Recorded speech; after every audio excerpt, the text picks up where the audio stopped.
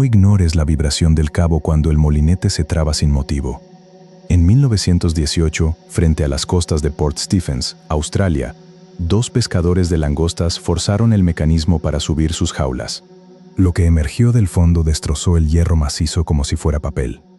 Bill y Jack nunca volvieron a ser los mismos después de ver lo que acechaba en esas aguas. Llevaba casi 12 años pescando langostas en las aguas de Port Stephens y creía conocer ese fondo marino mejor que la palma de mi mano. Ese día de 1918 el mar estaba extrañamente tranquilo, presentándose como un espejo de aceite bajo un cielo gris plomizo que parecía comprimir el horizonte.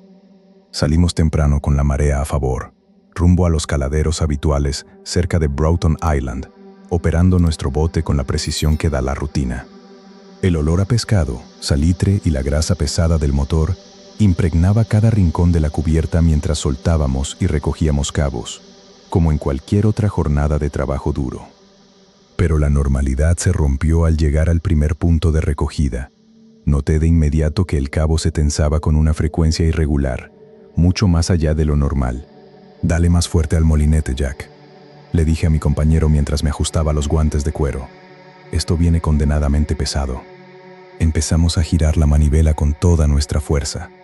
El trinquete saltaba con chasquidos metálicos secos y violentos debido a la tensión excesiva que amenazaba con reventar el mecanismo de hierro. En ese momento, mi mente buscaba explicaciones lógicas. Pensé que nos habíamos enganchado en algún afloramiento de coral, o quizás en los restos de un naufragio desplazado por la tormenta de la noche anterior. Pedí a Jack que parara un segundo mientras me asomaba por la borda, tratando de descifrar qué retenía nuestra carga en la profundidad. El agua estaba inusualmente clara ese día. Podía ver varios metros hacia abajo, pero más allá de la superficie solo había una oscuridad azul profunda y opaca que parecía tragarse toda la luz del sol. De repente, el cabo dio un tirón violento y seco que casi me arranca los dedos de cuajo contra la regala. El instinto me gritaba que cortara el cabo en ese mismo instante, pero esas jaulas representaban nuestro sustento y la curiosidad fue más fuerte que el miedo inicial. En medio de ese forcejeo, el motorcito de gasolina tosió una nube de humo gris y espeso antes de pararse en seco. El silencio que siguió fue absoluto y pesado, roto únicamente por el sonido rítmico de las olas golpeando el casco de madera. ¿Qué demonios ha sido eso? El motor nunca falla de esta manera, preguntó Jack, secándose el sudor de la frente con el brazo y mirando el agua con una desconfianza que empezaba a contagiarme.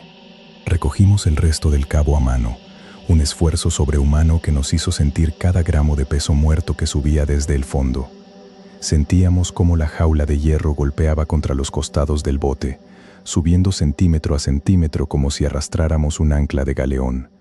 Cuando la primera jaula finalmente rompió la superficie, el aire se escapó de nuestros pulmones. El marco de hierro macizo estaba completamente aplastado, comprimido como si una prensa hidráulica industrial lo hubiera cerrado sin el menor esfuerzo. El metal estaba literalmente mascado, con secciones enteras arrancadas de forma brutal, como si una cizalla gigante le hubiera dado un bocado. Las langostas en su interior no eran más que migajas esparcidas. Aquello no lo había hecho ninguna roca ni ninguna corriente marina conocida. Jack y yo nos miramos sin decir palabra, compartiendo un escalofrío que no tenía nada que ver con la temperatura del agua. Tratamos de convencernos de que quizás una ballena se había enredado accidentalmente en nuestras líneas, aunque en el fondo sabíamos que ninguna ballena destroza el hierro de esa manera tan agresiva y precisa. Decidimos movernos un par de millas hacia el norte, esperando que el problema fuera localizado y que pudiéramos salvar el resto del día. Encendimos el motor con desconfianza y navegamos en un silencio sepulcral. El sol ya estaba alto, pero el aire se sentía gélido, cargado con una advertencia que nuestros sentidos de marineros no querían escuchar. Mientras avanzábamos, noté un detalle que me erizó el vello de la nuca. Las aves marinas que siempre nos seguían en busca de desperdicios habían desaparecido por completo. No había ni una sola gaviota en kilómetros a la redonda. La superficie del agua empezó a mostrar ondulaciones largas, lentas y profundas, una perturbación que no guardaba relación alguna con el viento suave de esa mañana. «Mira ahí abajo, Bill», susurró Jack, señalando una mancha pálida que pasaba justo bajo nuestra quilla. Era una sombra blanca, casi luminosa en el contraste con el azul del océano. Se movía con una rapidez y una elegancia que resultaba aterradora para algo de ese volumen. Al intentar subir la siguiente boya, sentimos de nuevo esa resistencia masiva que hacía crujir las cuadernas del bote bajo nuestros pies. Justo cuando la jaula estaba a unos 5 metros de la superficie, la sombra blanca emergió desde la oscuridad sin ninguna prisa, ascendiendo como un espectro desde el abismo. Sentí cómo se me aflojaban las rodillas y el aire se volvía escaso en mis pulmones. No era un tiburón blanco normal. Su tamaño desafiaba cualquier lógica biológica. El animal pasó por debajo de nosotros y su cuerpo era tan inmenso que la cabeza se perdía de vista por la proa mientras la cola todavía no terminaba de pasar por la popa. Estimé que el bicho medía cerca de 18 metros, casi el doble de nuestra embarcación de 10 metros. Su color era de un blanco fantasmal, casi luminoso, y sus ojos, del tamaño de platos llanos, nos observaban con una frialdad absoluta que nos reducía a simple carroña. Nuestro bote, que siempre me había parecido robusto, se sentía ahora como una cáscara de nuez, a la deriva frente a ese lomo gigantesco que nadaba en círculos cerrados a nuestro alrededor. El miedo se volvió una presencia física, un nudo en la garganta que me impedía gritar y que dejaba mis manos temblando de forma incontrolable. Estábamos a merced de algo que no pertenecía a nuestro tiempo, una reliquia del pasado que había decidido subir a la superficie. El bote vibró de nuevo cuando la criatura rozó el casco por segunda vez, desplazando una masa de agua tan grande que casi nos hace volcar. Jack se aferró a la borda con tal desesperación que sus nudillos estaban blancos. «Bill, eso no es un tiburón normal», logró articular con la voz rota por el pánico. Sentía la garganta completamente cerrada y el corazón me golpeaba las costillas con una violencia que parecía querer romperme el pecho. El miedo era real, de esos que te dejan las piernas flojas y la visión estrecha. Apenas empezamos a girar el molinete para intentar recuperar la línea, sentimos de nuevo esa resistencia brutal. La madera del bote comenzó a emitir quejidos alarmantes bajo nuestros pies. Entonces, la sombra blanca subió a la superficie con una determinación aterradora.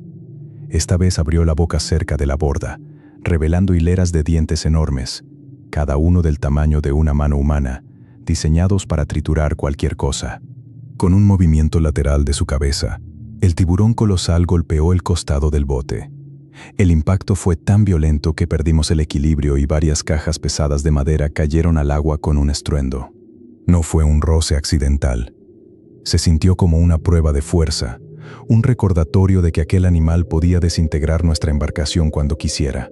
«Corta el cabo ahora mismo o nos va a arrastrar al fondo», gritó Jack con un pánico puro. Yo estaba en trance, viendo cómo la bestia mordía una de nuestras boyas de corcho grueso y la hacía desaparecer en un parpadeo. El agua alrededor del animal parecía hervir por la fuerza de sus aletas pectorales, creando remolinos tan poderosos que el bote oscilaba peligrosamente de lado a lado. Intenté alcanzar el timón mientras la criatura se sumergía brevemente bajo nuestra quilla. En ese instante, escuchamos el sonido más espantoso, madera astillándose bajo el agua. El bote se elevó varios centímetros cuando el lomo rugoso de la bestia rozó la quilla y un hedor intenso a agua estancada y algas podridas subió desde su cuerpo, impregnándose en nuestra ropa y piel. Era un olor antiguo y denso que me revolvió el estómago.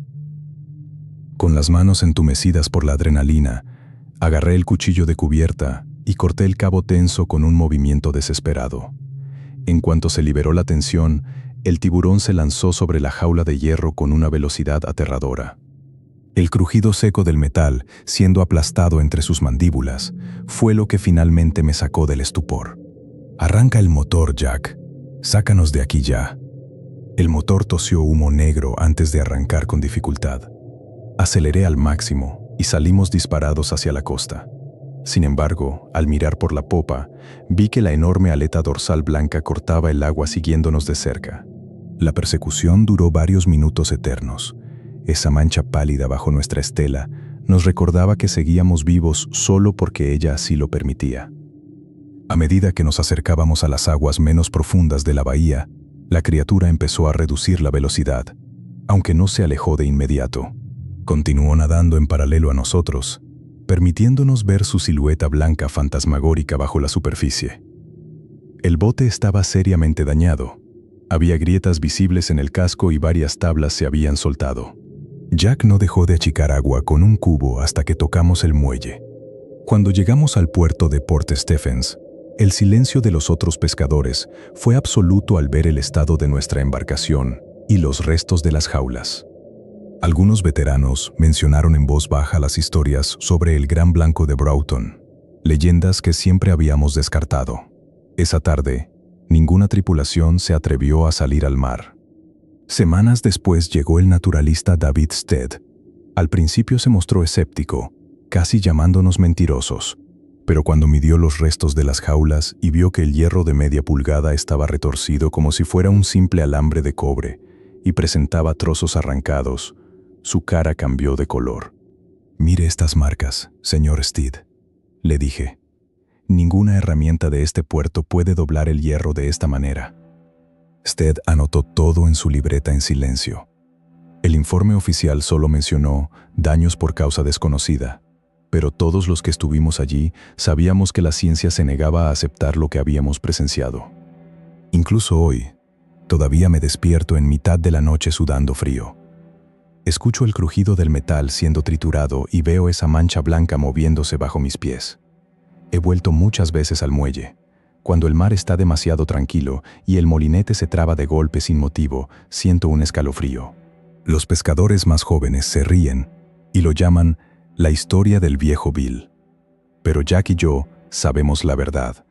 Vimos a un animal que debería estar extinguido destruyendo hierro macizo. Esa jornada aprendimos que en el océano, el tamaño sigue siendo la única ley que realmente importa. No importa cuánta tecnología o motores potentes instalen en los barcos modernos. Allá abajo, seguimos siendo intrusos insignificantes. El mar guarda secretos que es mejor no molestar, porque una vez que los ves cara a cara, ya nunca puedes volver a mirar el agua con tranquilidad. No dispares el flash si algo más grande que el casco emerge a estribor. En junio de 1942, en medio del Atlántico Norte, la tripulación del U-Boat alemán se encontró con algo que no pertenecía a esta guerra. El operador de radio levantó la cámara justo cuando una aleta dorsal colosal cortó el agua a menos de 50 metros, tan alta que tapaba el horizonte. Klaus nunca imaginó que esa foto sería la última prueba de que el océano aún guarda monstruos capaces de hacer que un submarino de acero parezca un juguete. La rutina dentro del U-Boat en aquel junio de 1942 era una agonía lenta y circular de olor a gasoil, sudor rancio y el crujido constante del casco bajo la presión hidrostática del abismo. Yo era el operador de radio. Pasaba mis guardias frente a los diales retroiluminados del equipo Telefunken, ajustando frecuencias mientras el aire se volvía tan pesado que se sentía como una masa en los pulmones. La condensación goteaba desde las tuberías superiores, un rocío de hierro que se mezclaba con el aceite de los motores. Esa tarde, el aire viciado ya nos estaba nublando el juicio, provocando jaquecas que martilleaban las sienes de los 50 hombres atrapados en aquel tubo de metal. Por eso, cuando el capitán ordenó subir a superficie para recargar las baterías y renovar el oxígeno, el alivio fue casi eufórico.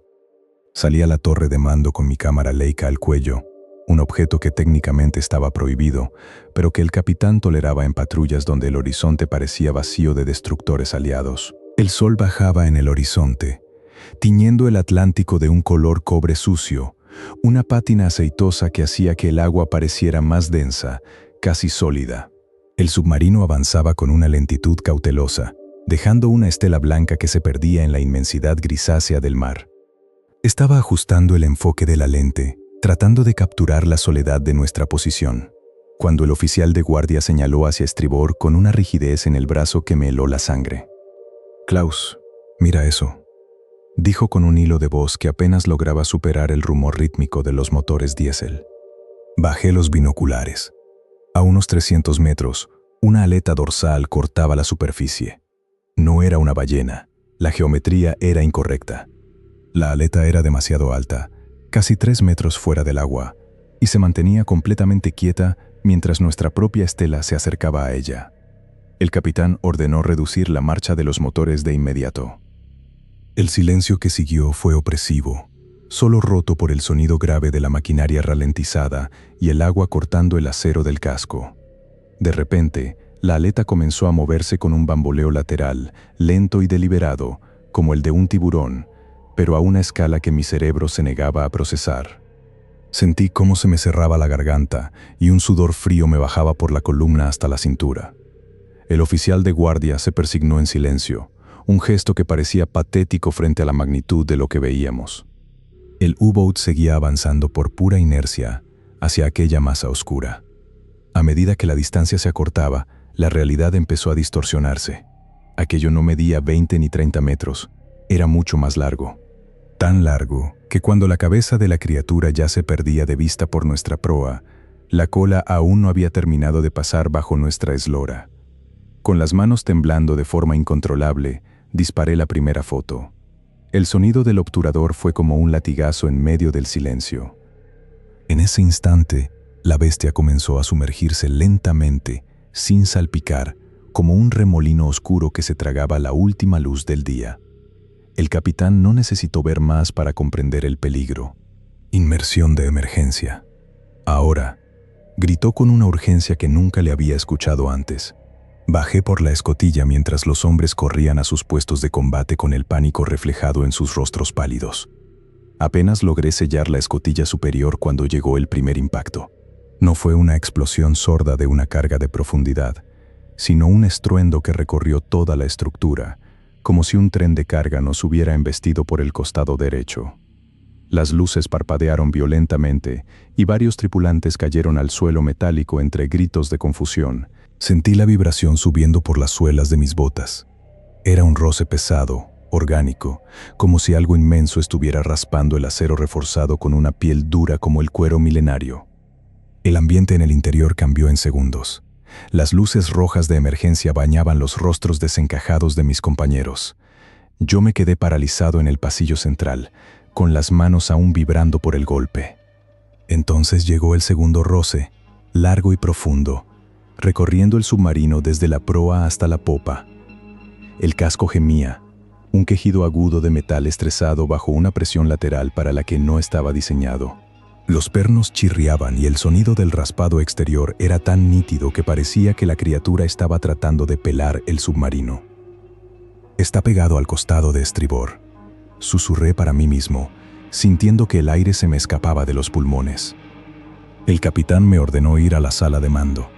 Me acerqué al periscopio con las piernas de trapo. Al asomarme, no vi el azul profundo del océano. Vi una pupila negra y colosal que llenaba todo el ocular.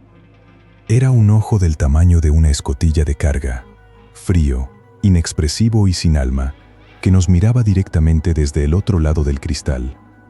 Aquella cosa sabía exactamente qué éramos y dónde estaba nuestro compartimento vital. Se me aflojaron las rodillas y un sudor frío me empapó la camisa de inmediato. «Capitán, está pegado al casco. Nos está estudiando», murmuré con dificultad mientras el miedo me hacía un nudo en el estómago. El capitán se asomó solo un segundo y su rostro perdió todo rastro de color. Ordenó bajar a 60 metros de inmediato. Pero el U-Boat no pudo descender con normalidad. Sentimos un impacto brutal en el timón de profundidad. Los cables de control se tensaron hasta el límite físico y saltaron con un chasquido seco que resonó en todo el compartimento. El submarino perdió el equilibrio hidrodinámico y se inclinó bruscamente hacia abajo, haciendo que las literas se deslizaran y los hombres se amontonaran contra los mamparos en un caos de extremidades y gritos. Un chorro fino de agua helada comenzó a entrar por una junta superior que había cedido, inundando el piso metálico. El jefe de máquinas gritó desde popa que la quilla presentaba una hendidura enorme. Esa cosa estaba mordiendo el acero alemán como si fuera simple lata. No era una mina ni un destructor aliado. Era algo vivo y hambriento. El silencio que siguió a los golpes fue una tortura psicológica peor que el propio ruido. Durante casi un minuto, lo único que se escuchaba era nuestra respiración entrecortada y el goteo constante del agua entrando por la brecha. Algunos hombres se miraron con una esperanza desesperada, queriendo creer que la criatura se había marchado al fin al fondo del abismo. Fue un error de juicio fatal. De repente, un impacto brutal desde abajo sacudió el submarino, haciendo que escorara 40 grados hacia babor de forma violenta. El peso de 700 toneladas de acero fue sacudido como si no fuera nada. Varias lámparas estallaron por la tensión y el estruendo hizo vibrar cada hueso de mi cuerpo. El piso se inclinó tanto que caminar era imposible sin agarrarse de las tuberías. Me agarré a una tubería para no ser lanzado contra el metal desnudo.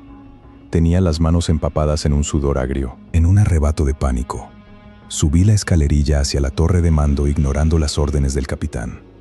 Abrí la escotilla superior y el viento gélido del Atlántico me golpeó la cara. Allí estaba.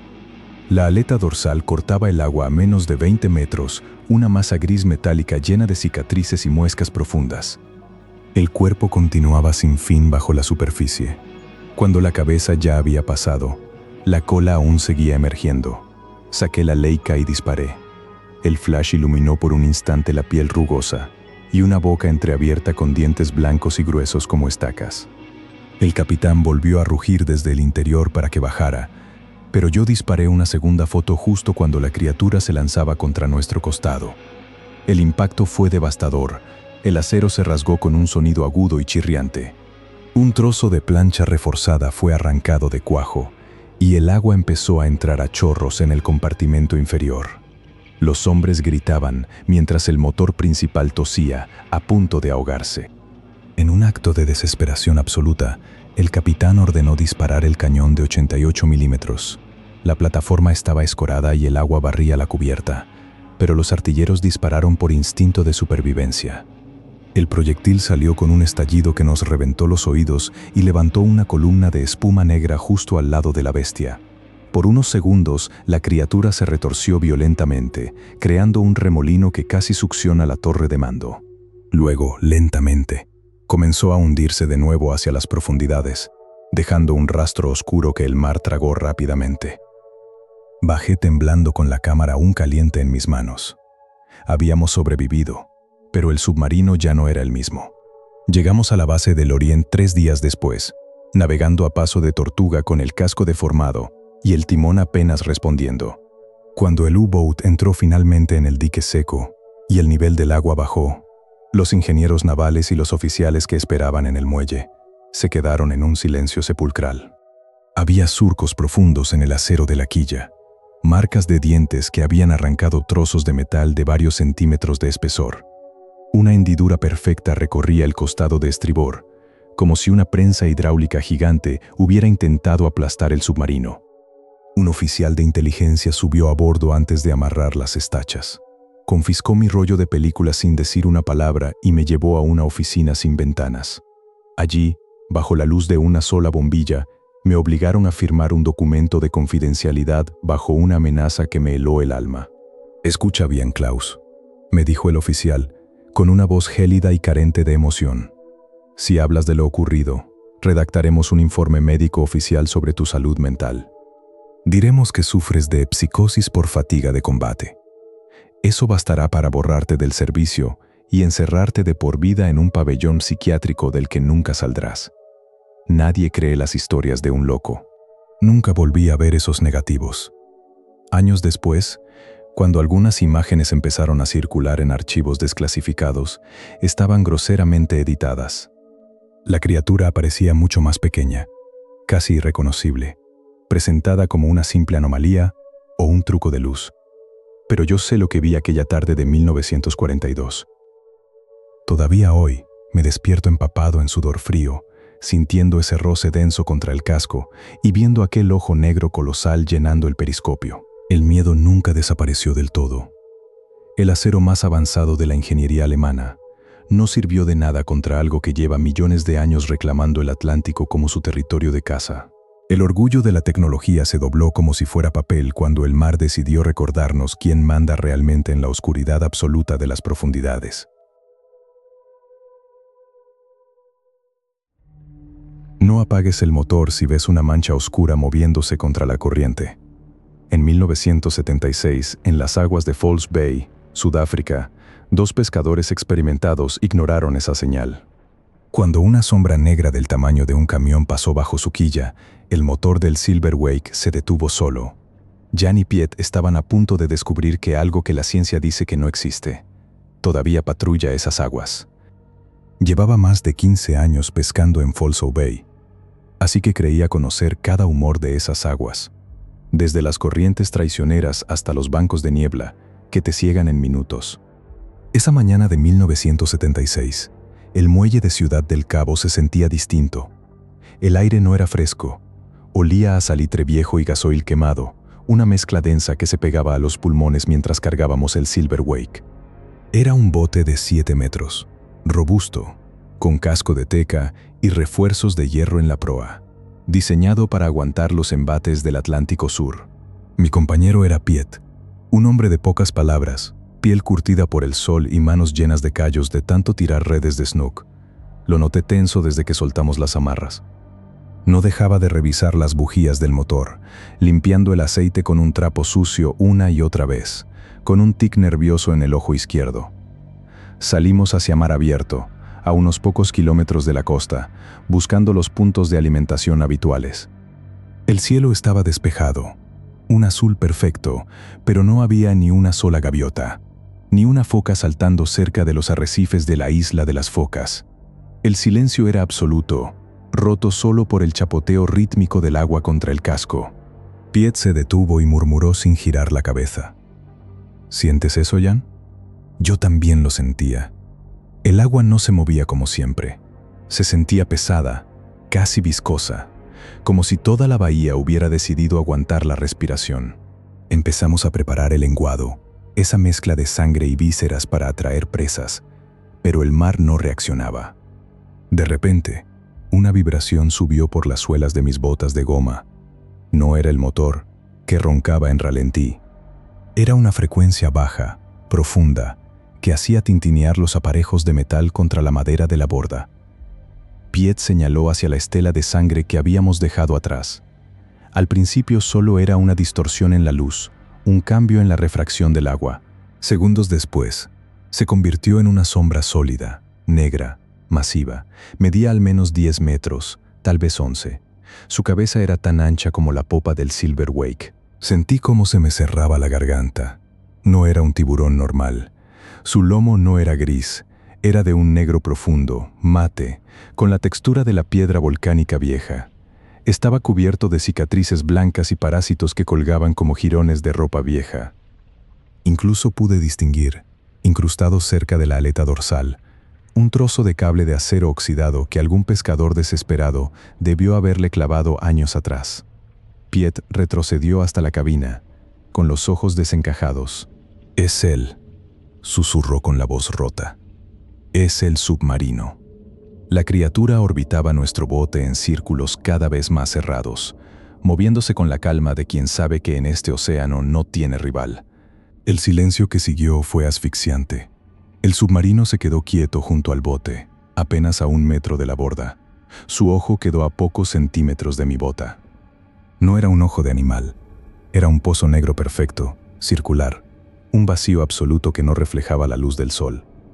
Sentí una presión horrible en el pecho, un frío repentino que me subió por la nuca mientras esa cosa nos evaluaba con una indiferencia gélida. Piet finalmente logró tirar del cordón de arranque. El motor tosió, escupió una bocanada de humo y arrancó con un rugido irregular. Metí la marcha y aceleré, buscando alejarnos de esa masa negra. Pero el Silver Wake apenas avanzó unos metros cuando sentimos el primer roce.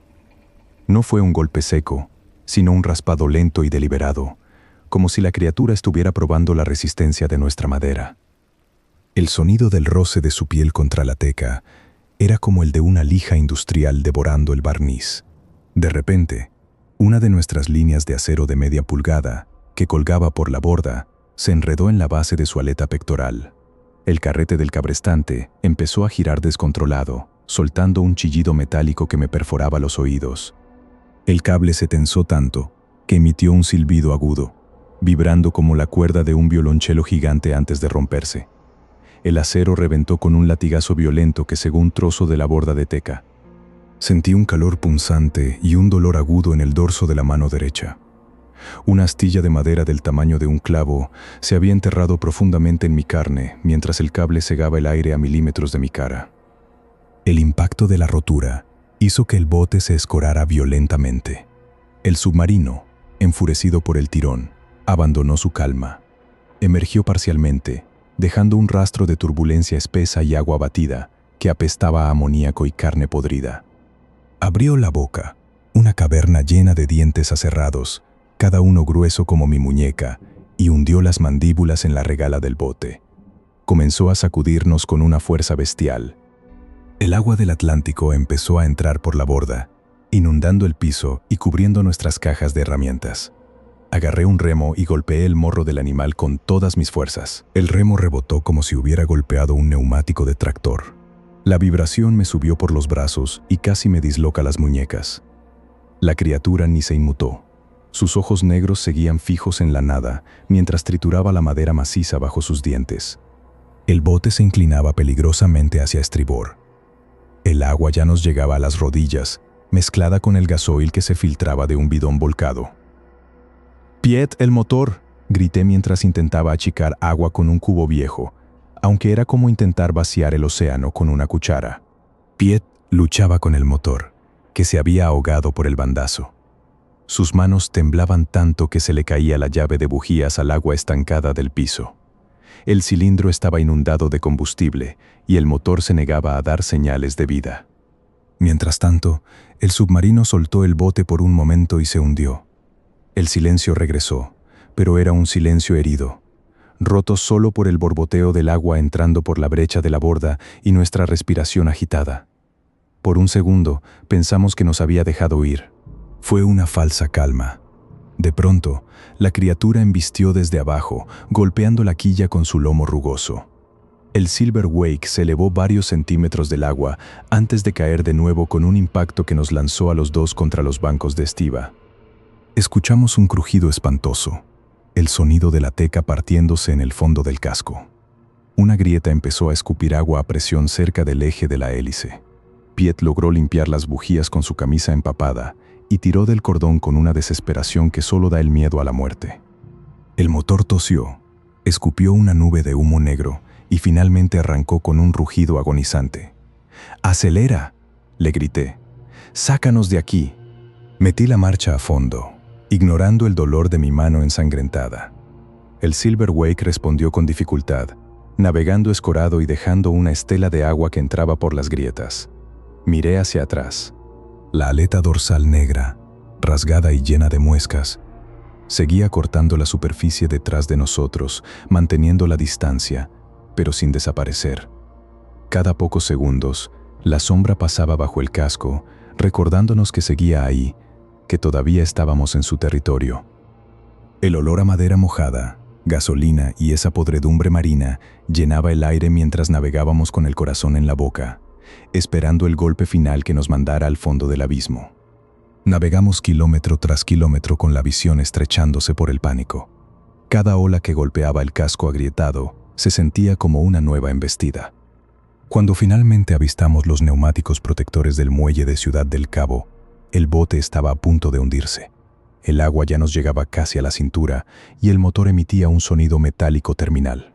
Golpeamos el muelle con un impacto seco y logramos amarrar el Silver Wake justo antes de que el peso del agua lo mandara a pique en la misma dársena. Los pescadores del turno de tarde se amontonaron en el muelle, mirando con incredulidad los restos de nuestro bote. La borda estaba cerrada por dientes gigantes y la madera de teca mostraba marcas de presión que ningún animal conocido debería ser capaz de ejercer. Un oficial de la Guardia Costera se acercó rápidamente con una cinta métrica. Midió las marcas en la madera y se quedó mudo por varios segundos, mirando hacia el horizonte de la bahía. «¿Qué demonios les pasó? ¿Chocaron con un carguero?», preguntó, intentando mantener la compostura. Piet y yo nos miramos. Sabíamos que si hablábamos de un tiburón de 11 metros, nos tratarían de locos o borrachos. «Fue una ballena agresiva.